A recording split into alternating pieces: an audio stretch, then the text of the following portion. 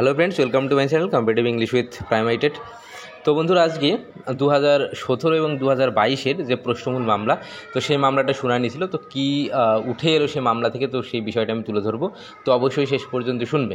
তো দেখো, প্রথমে যেটা বলবো সেটা হলো, এই মামলাটা যেহেতু এটা ডিভিশন বেঞ্চের এখতিয়ারে ছিল, তো যাই হোক মামলাটা আজকে কলকাতা হাইকোর্টের সিঙ্গেল বেঞ্চের মহামান্য বিচারপতি বিশ্বজিৎ বসু স্যার, তো ওনার এজলাসে যেহেতু মামলাটা ওঠে, আজ লিস্টেড ছিল, তো যাই হোক রীতিমতো মামলাটা ওঠে। তো একটা যে অভিযোগ যেটা ছিল, যে কলকাতা ইউনিভার্সিটি এবং যে আমাদের আর বিশ্বভারতী ইউনিভার্সিটির যে এক্সপার্ট, তো তাদেরকে নিয়েই গঠিত হয়েছিল একটা এক্সপার্ট কমিটি, তো এই প্রশ্নগুলো মূল্যায়নের জন্য। তো যাই হোক, তো এখানে এসে শেষ পর্যন্ত যেটা দেখা গিয়েছে, আমি এর আগের ভিডিওতে উল্লেখ করেছি যে ম্যাথ এবং সাইকোলজি, তো কিছু পেডাগজির কিছু কোশ্চেন রয়েছে, যে এই দুই ইউনিভার্সিটির যে এক্সপার্ট, তো তাদের মধ্যে একটা কন্ট্রোভার্সি কিন্তু দেখা দিয়েছে।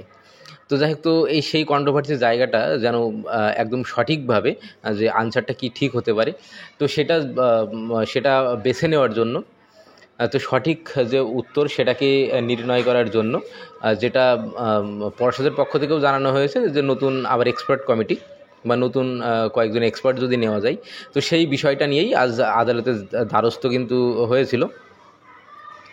তো সেই বিষয়টা, তো এই বিষয়ে বিশ্বজিৎ বসু যেটা বললেন, যে যেহেতু এটা তার আন্ডারে ছিল না প্রথম থেকেই, তো সেই ক্ষেত্রে এই যে মামলা, তো এই যে এক্সপার্ট কমিটি নতুন করে আবার গঠন করা হবে কি না, তো সেক্ষেত্রে ডিভিশন বেঞ্চেই যেতে বললো, কারণ উনি কিন্তু এই দায়িত্বটা নিতে চাইলেন না।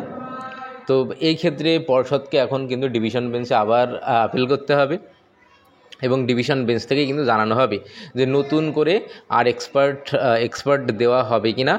আর বর্তমান যে সমস্যা রয়েছে, এই যে দুটো সাবজেক্টের, মানে যে সাইকোলজি আর ম্যাথ, এর যে পেডাগজির কিছু কোশ্চেন্স রয়েছে, তো যার মধ্যে এই দুই ইউনিভার্সিটির যে এক্সপার্ট, তাদের মধ্যে একটা সংশয় দেখা দিয়েছে। এই সংশয়টাকে দূর করতেই যে নতুন এক্সপার্ট দরকার, তো সেই বিষয়ে ডিভিশন বেঞ্চ মঞ্জুর করবে কিনা সেই বিষয়টা অবশ্যই পরের বিষয়। তো সেই বিষয়টা কনফার্ম করার জন্যই জানাতে বলা হয়েছে ডিভিশন বেঞ্চে। তো এই বিষয়টা কিন্তু আজকে ছিল, আজকে আর এমন মানে খুব বেশি নতুন কোনো কিছু কিন্তু উঠে আসেনি, এটাই হলো জিস্ট। তো যাই হোক, আশা করছি বিষয়টা তোমরা অবশ্যই বুঝতে পারলে। আর প্রাইমারি সংক্রান্ত বিভিন্ন খবর পেতে অবশ্যই আমাদের চ্যানেলের সঙ্গে যুক্ত থাকবে। ধন্যবাদ।